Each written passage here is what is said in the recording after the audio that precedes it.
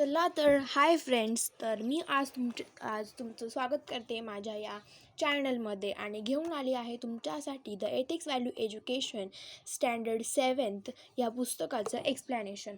तर ह्या पुस्तकामध्ये आपण इंडेक्स बघू. इयत्ता 7वीचं हे पुस्तक आहे. तर याच्यामध्ये एकूण 14 चॅप्टर आहेत, ज्याच्यामधून मी तुम्हाला प्रत्येक चॅप्टर नीट व्यवस्थित एक्सप्लेन करणार आहे आपल्या प्रत्येक व्हिडिओमध्ये. आणि टाईम टू टाईम आपण आता याला सुरुवात करणार आहोत. तर पहिला लेसन आहे the monkey and the crocodile. तर हा पाठ झाल्यानंतर बाकीचे सर्व 13च्या 13 लेसन्स तुम्हाला पाहिजे असेल तर आजच चॅनलला सबस्क्राईब करा, जेणेकरून तुम्हाला मी पाठवलेले व्हिडिओ लगेचच येत राहतील.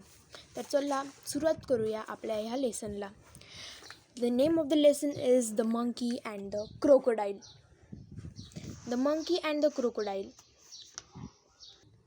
तर एक्सप्लेनेशन सुरू करण्याच्या आधीच एक जवळ पेन्सिल घेऊन बसा आणि मी तुम्हाला जसे जसे याचे मीनिंग सांगेल तसं तुम्ही इथेच लगेच मीनिंग त्याचे लिहून घ्या.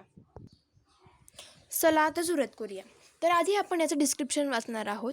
तर डिस्क्रिप्शनमध्ये दिलेलं आहे की A foolish person can be made to suffer, but a wise person always makes use of his presence of mind to come out of danger. This is a story of two such persons. तर याच्यामध्ये दिलेलं आहे की एक मूर्ख माणूस अडचणीत पडतो, पण एक शहाणा माणूस त्याच अडचणीतून आपल्या स्वतःचं डोकं वापरून त्या अडचणीतून बाहेर पडतो. तर अशीच एक स्टोरी दिलेली आहे तुम्हाला तशा दोन माणसांची. तर चला तर सुरुवात करूया. Once on the bank of a river, म्हणजे एकदा नदीच्या किनारी.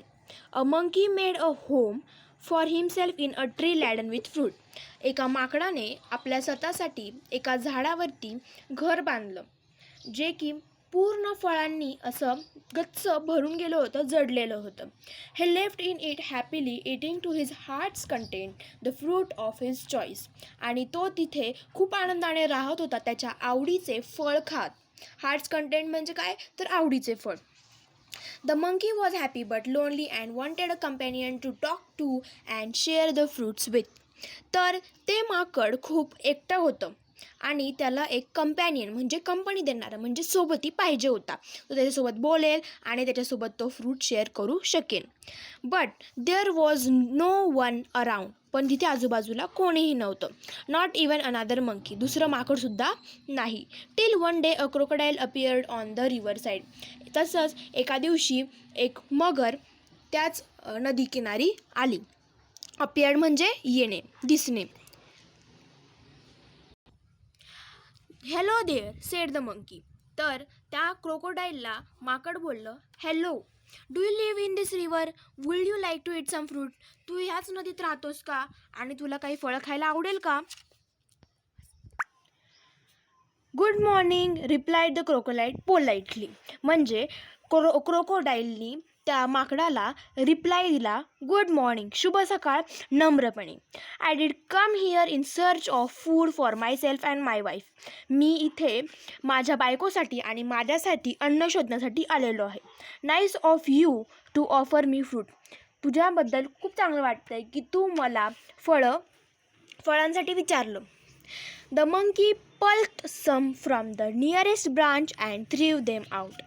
तर त्या माकडाने काही फळे त्या झाडावरून तोडलीत आणि त्याला खाली फेकली. The crocodile found them delicious. तर त्या मगरला म्हणजे क्रोकोडाईलला ते फळं खूप चवदार लागलीत. तर ते क्रोकोडाईल बोलली, थँक्स बोलले.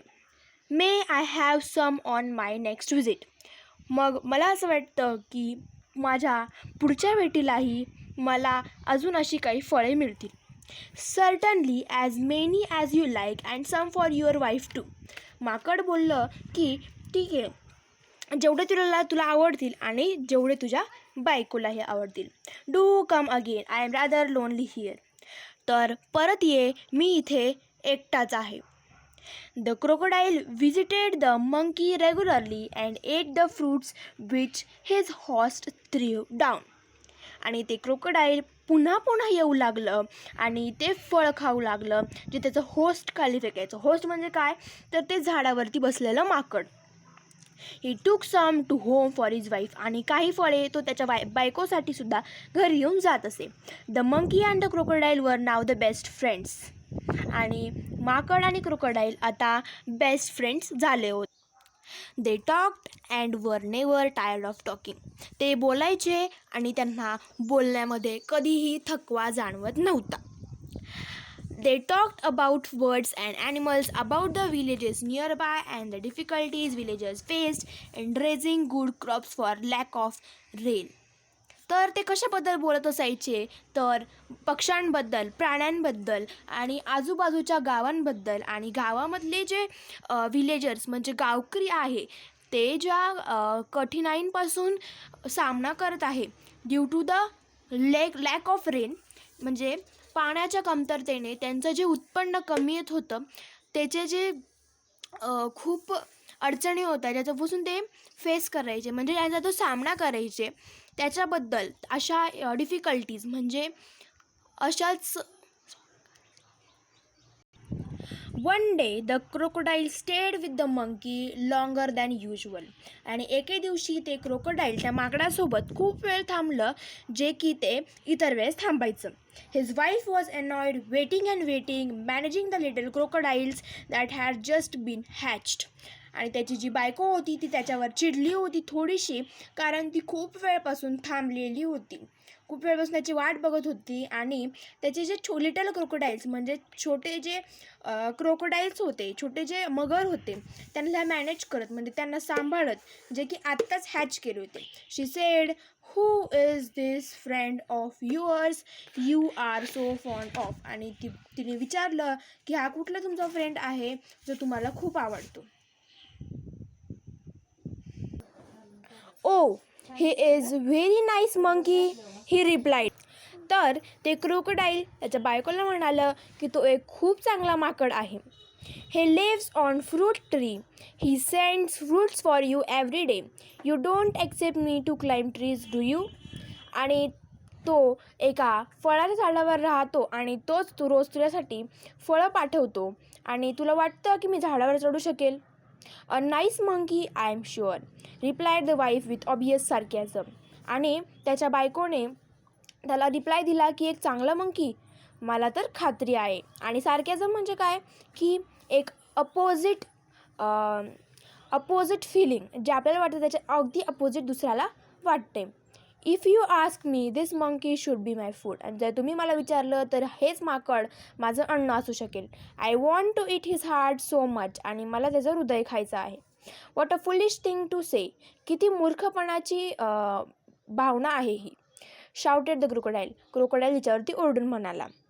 I can't kill a friend though I won't mind a monkey occasionally for a change of taste. जरीही आपल्या चवीत बदल होणार असेल खूप दिवसांनंतर तरीही मी माझ्या मित्राला मारणार नाही. You bring him here order the wife. आणि त्याच्या बायकोने त्याला ऑर्डर दिली की तू त्याला घरी आण. I want to see him. मला त्याला बघायचे. So you can eat him never. तर तुला वाटतंय तू त्याला खाऊ शकेल, कधीच नाही, असं त्या क्रोकोडाईलने तिला सांगितलं. His wife was furious and she dived in to hide herself at the bottom of the river leaving the little ones to pester their father. आणि ती चिडली आणि ती नदीच्या तळाशी लपण्यासाठी निघून गेली तिच्या मुलांना तिथेच त्या क्रोकोडाईलजवळ सोडून.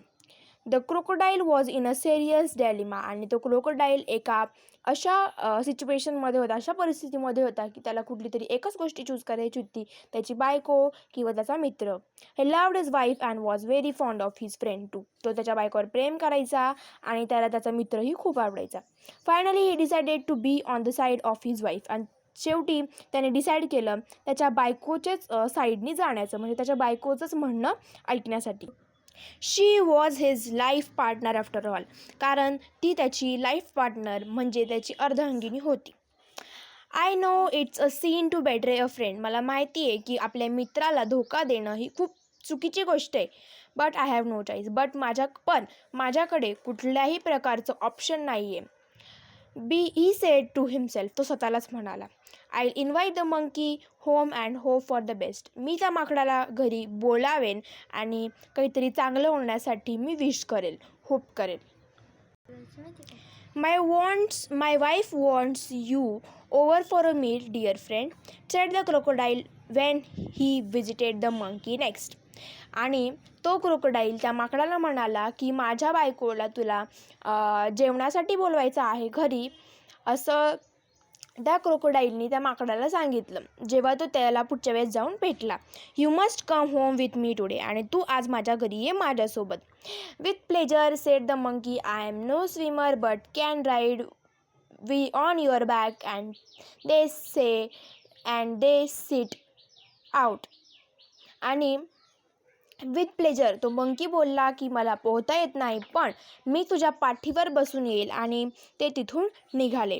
आणि in the middle of the river the current was the strongest. The crocodile could not longer hide his intention. आणि जसं ते मिडल ऑफ द रिव्हरमध्ये पोहोचले ते करंट वॉज द स्ट्रॉंगेस्ट म्हणजे ते नदीचा प्रवाह वाढू लागला. आणि तो क्रोकोडाईल त्याच्या मनातली जी गोष्ट होती ती लपवू शकला नाही. Sorry my friend, he said hesitatingly. माझ्या मित्रा मला माफ कर, तो असा थांबत थांबत बोलला. But I have to go under water now. पण मला आता पाण्याखाली जावं लागणार आहे. I have brought you here to kill you. मी तुला इथे मारण्यासाठी बोलावलं आहे. My wife can not survive without eating your heart. Good bye. आणि माझी बायको ही जगू शकत नाही तुझं हार्ट खाल्ल्याशिवाय, आणि म्हणून good bye. The monkey was scared and distressed. तर माकडाला काळजी वाटू लागली आणि तो अपसेट झाला. But he was sensible and clever like all monkeys. पण तो इतर माकडांसारखाच खूप क्लेवर होता आणि सेन्सिबल होता, म्हणजे खूप हुशार होता. He kept a cool head. तो शांत राहिला आणि शांतपणेच तो बोलला. I do anything for you and your family. मी तुझ्यासाठी आणि तुझ्या कुटुंबासाठी काही करू शकतो कारण तू माझा फक्त एकच फ्रेंड आहे. After all what is monkey's heart compared with the life of crocodile's wife. But how foolish could you be. Why didn't you tell me before. I did have brought my heart along.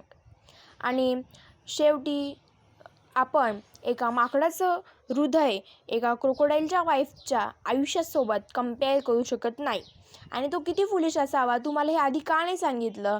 तर तुम्हाला आधी सांगितलं असतं तर मी तुझ्यासाठी माझं heart आधीच घेऊन आलो असतो. But where is your heart आज द क्रोकोडाईल इनोसेंटली. आणि मग क्रोकोडाईलने त्या माकडाला विचारलं की तुझं हृदय कुठे आहे, खूप निरागसपणे.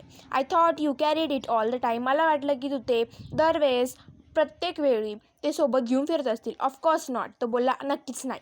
It's there on the tree. ते झाडावरच राहिले. Let swim back at once and get it. आता चल परत जाऊ आणि त्याला घेऊन येऊ. Your wife must be waiting. तुझी बायको वाट बघत असेल, असं मंकी त्याला म्हणाला. Oh dear what a mistake. अरे बाप रे, काय चूक झाली, असं क्रोकोडाईल त्याच्याशी बोलला. आणि ते laughed loudly as the crocodile took a full turn to reach the tree. आणि ते जोरात हसू लागले आणि क्रोकोडाईल पुन्हा परतला झाडावरती हृदय आणायला जाण्यासाठी. On the river bank the monkey jumped on to the tree and heaved a deep sigh of relief.